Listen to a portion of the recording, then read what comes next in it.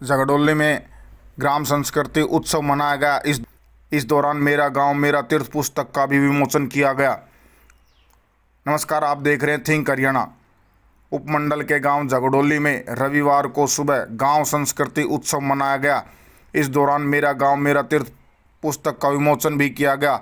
इस दौरान मुख्य अतिथि कैप्टन हंसराज, जिला संघ संचालक, राष्ट्रीय स्वयंसेवक संघ रहे।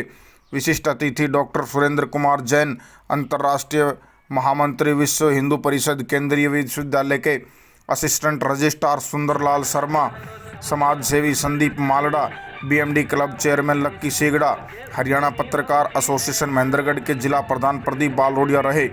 बाबा भैया सेवा समिति झगड़ोली के सलाहकार प्रदीप शर्मा ने जानकारी देते हुए बताया कि गांव संस्कृति उत्सव धूमधाम से मनाया गया। गांव के गौरवशाली इतिहास पर लिखी पुस्तक मेरा गांव मेरा तीर्थ का विमोचन भी किया गया। मुख्य अतिथि कैप्टन हंसराज ने संबोधित करते हुए कहा कि गांव में गांव की संस्कृति पर इस तरह का आयोजन हर गांव में होना चाहिए। पुस्तक के लेखक जितेंद्र जोनी ने बताया कि संस्था गांव की संस्कृति को भी लोगों तक पहुंचाने का काम कर रही है। गांव की संस्कृति को बनाए रखना हम सब की जिम्मेदारी है। गांव में छोटे मोटे रोजगार, पोखर, तालाब को पुनर्जीवित करना तमाम ऐसे काम हैं जो संस्था आगे बढ़ाने का कार्य कर रही है, जिससे गांव की मूल संस्कृति बची रहे। जितेंद्र जोनी ने कहा कि गांव से ही हम सभी का वजूद है। एक तरफ तो हम कहते हैं कि भारत गांव में बसता है, भारत की 60% से ऊपर की आबादी गांव में बसती है, तो दूसरी तरफ हम गांव की ओर ध्यान नहीं दे रहे हैं।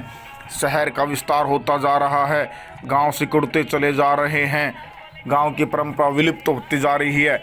गांव जैसे लगता है काल की कोठरी में सांस लेने के लिए तड़प रहा हो। गांव में गीत, गांव के परंपरा, खेलकूद, चौपाल, पोखर, पनघट आदि सब खत्म होते जा रहे हैं, जबकि इन्हीं से ही हमारी पहचान है। हमें ही पुनर्जीवित करना होगा, गांव को बचाना होगा, तभी हमारा वजूद बच सकेगा। इस दौरान प्रमुख आंसू कवि परमानंद भजनी ने भारत माता पर विभिन्न प्रकार के भजन व आरती गाकर सुनाई।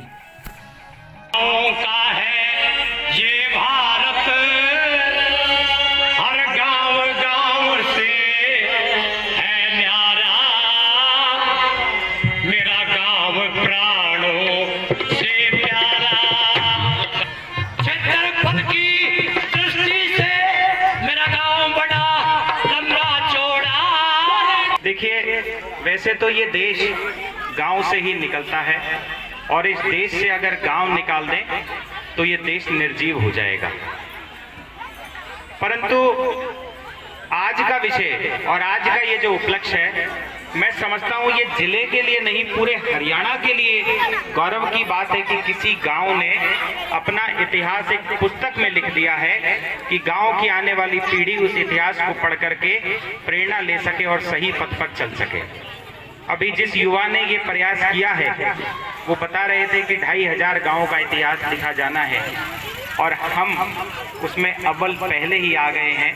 तो एक बार जितने भी यहाँ पे मेरी माताएं, बहनें, बुजुर्ग, नौजवान साथी हैं, सभी से निवेदन करूंगा कि जोरदार तालियां बजा करके इस युवा का हौसला बढ़ा दे, क्योंकि इस युवा ने आपको वो मौका दिया है कि आप 2500 गाँव की सूची में आज की तारीख में सबसे अव्वल है।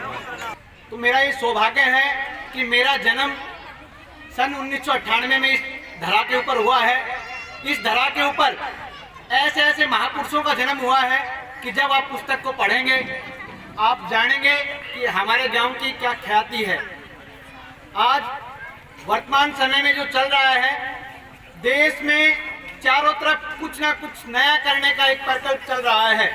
आज हमारे देश के आदरणीय प्रधानमंत्री जी, हम उनको ले लें या हम कोई भी नया इतिहास उठा के देखते हैं तो आज हमारा देश एक नया इतिहास रच रहा है। और ये मेरा एक छोटा सा सौभाग्य है कि अपने गांव के इतिहास को छोटी छोटी बातों के साथ जोड़ के, गांव के बुजुर्गों के श्रीमुख से सुनी बातों को आधार मानकर उस पुस्तक को लिखने का ये सौभाग्य मेरे को मिला है। इसके लिए मैं आप सभी ग्रामवासियों को ही साधुवाद देता हूँ, क्योंकि ये जो काम मैंने किया है ये सब आपके आशीर्वाद व सहयोग से हुआ है। इस पुस्तक को लिखने में मात्र 11 दिन लगे। ये स्वयं एक इतिहास है कि कोई भी पुस्तक इतनी जल्दी लिखना, उसके लिए कितनी मेहनत करनी पड़ती है। उस सारी मेहनत के पीछे इस पूरे गांव राम का सहयोग है। गांव राम ने अच्छा मेरा सहयोग किया और जितना मैं अपनी तरफ से लिख पाया, अपनी मंद बुद्धि से जितना मैं कर पाया, मैंने करने का प्रयास किया है। तो संस्कृति भी वही चीज है। संस्कृति कब बढ़ती है, मतलब समझे तो जीवन जीने की कला संस्कृति कहलाती है। समझे, आपके जीवन जीने की कला ही क्या है?